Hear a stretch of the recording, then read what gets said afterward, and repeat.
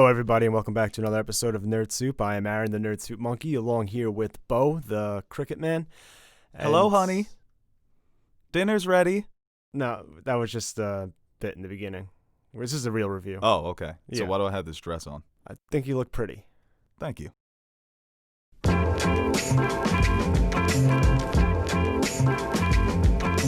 Where did you two move from? How long have you been married? And why don't you have children yet?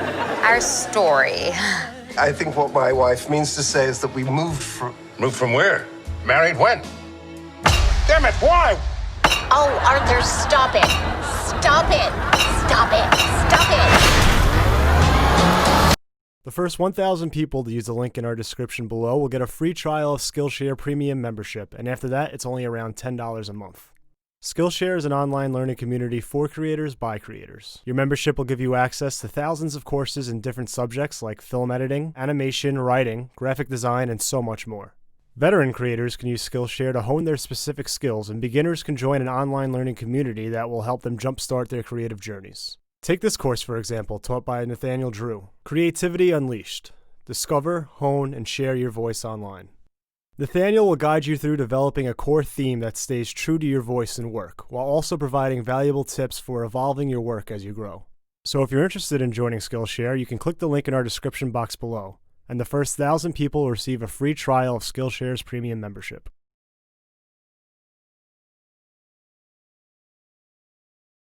But this is a show we've been anticipating for a while now, and everything we heard about it and from the trailers, we knew we were in for something different in the MCU, and this is something different indeed. And I really like these first two episodes. Right, and what they did such a great job of, it's only a show that can come from superheroes, from the MCU. It's you take your two characters and you base a sitcom around an android and a witch who are trying to fit into a normal American suburban town. It's genius, and obviously we've seen this before with I Love Lucy and all the classic sitcoms of the many different eras. But what I appreciated is that, of course, they tackled some of the tropes and cliches of that style of comedy, and there were winks and nods at the audience. But it was also very respectful of that time. I think the two premises of both episodes were unique and clever, trying to prepare the dinner for your boss or trying to perform a magic show while you're drunk on gum. It was funny. It was really funny. It was laugh out loud funny. Not only just the nods, but the actual attempts at humor in this setting. No, it really did fit the era so well, and it is something that if you put on TV land, you can watch an episode kind of like this, and it did a great job of portraying, like you said, that style of television in that era. And, you know, they tackled 50s, 60s, and a little bit of 70s there at the end, so...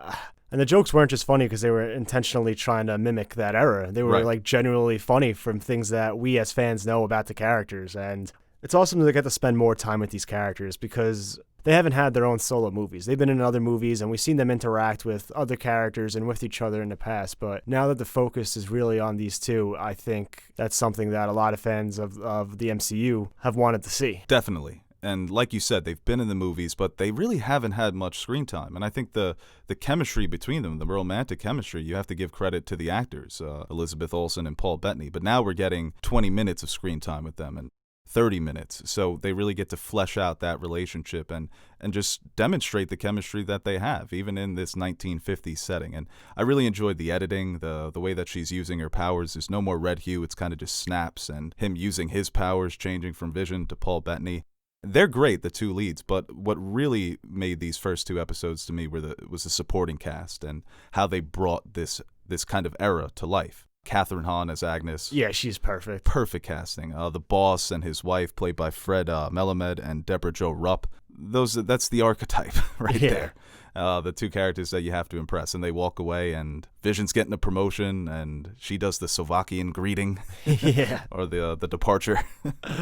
It was very funny. It was very the supporting cast is you don't kind of realize how important that was because you're coming into the show Wanda and Vision. What the hell happened to these two characters? It's like, oh yeah, no, maybe you do need a strong supporting cast to bring this to life. Those are always staples of sitcoms in any era too, really. Yeah, definitely. The neighbor and the boss and things of that nature. But yeah, and what really brings it to life and makes it so akin to those 50s TV shows is the performances. And I think they all do a great job of kind of capturing those type of performances that we would see in that era. And I think Vision, obviously, and Wanda too, these are alternate versions or exaggerated versions of these characters, but I've always liked Wanda, but as far as Vision, this is like the best I've seen him, or the most I've enjoyed watching him on screen. Yeah, and they've kind of built up to that with Vision in the movies, wearing a sweater, changing to Paul Bettany, trying to fit in, and now he's trying to fit in a totally different world. So a lot of the things that he finds kind of awkward and strange about the world, we would agree with him on. So yeah, it's a new side to these characters, and what was so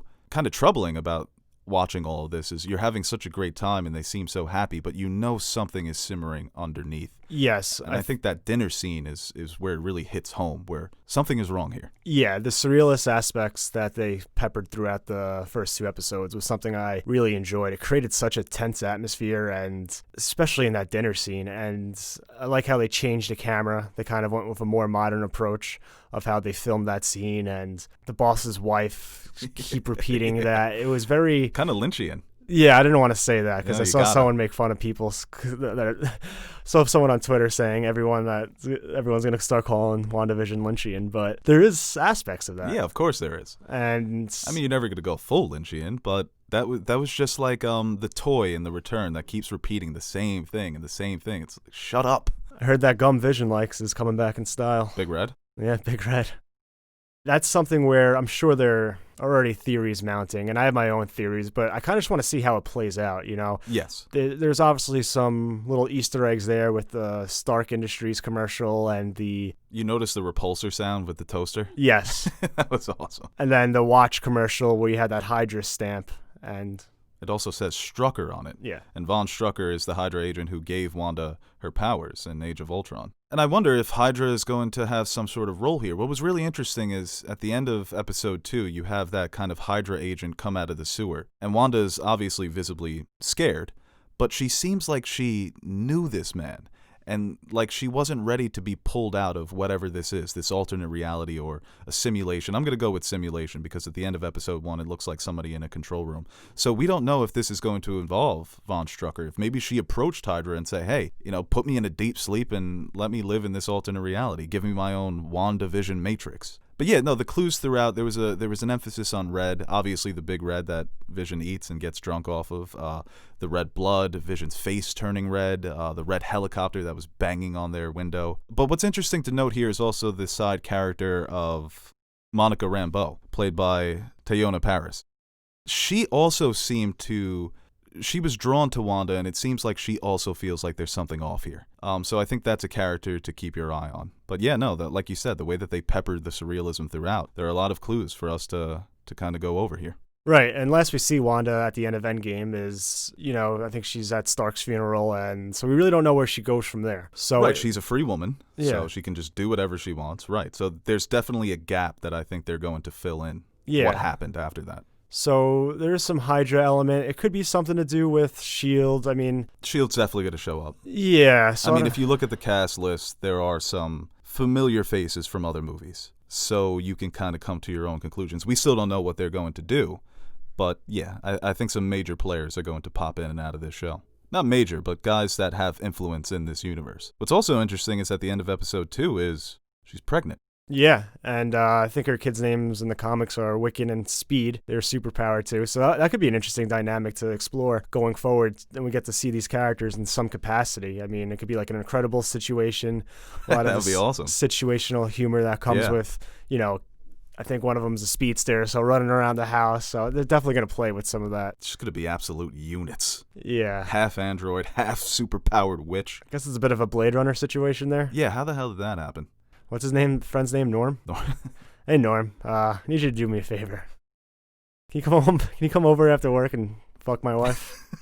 Norm, I'm going to need you to impregnate my wife. I've never asked you for anything before. And also, do you have another piece of Big Red? At least that man knows he can get drunk now, right? It's not like Captain America where he's trying to drink and he can't get fucked up. Just swallow a piece of fucking Laffy Taffy.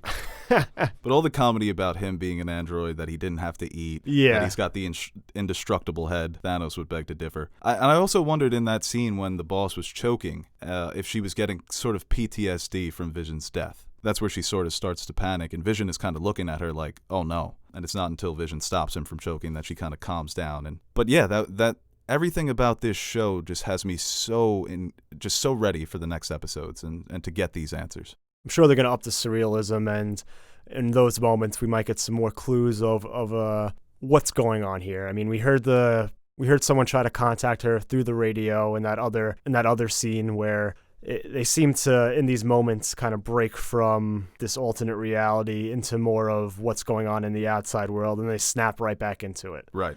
And that person, he was saying, Wanda, who's doing this to you, right? So it's not even Wanda, what has happened to you. It's Wanda, what the hell is going on? It's someone trying to save Wanda, but he's not even sure of what's happening here. Yeah, because you see that beekeeper at the end, and she rewinds back to when they're in the house, and they're kind of continuing the illusion. Right, yeah. It was like a pause, a rewind, and then a fast forward in a way. Yeah. Because everything changes, the color, the house.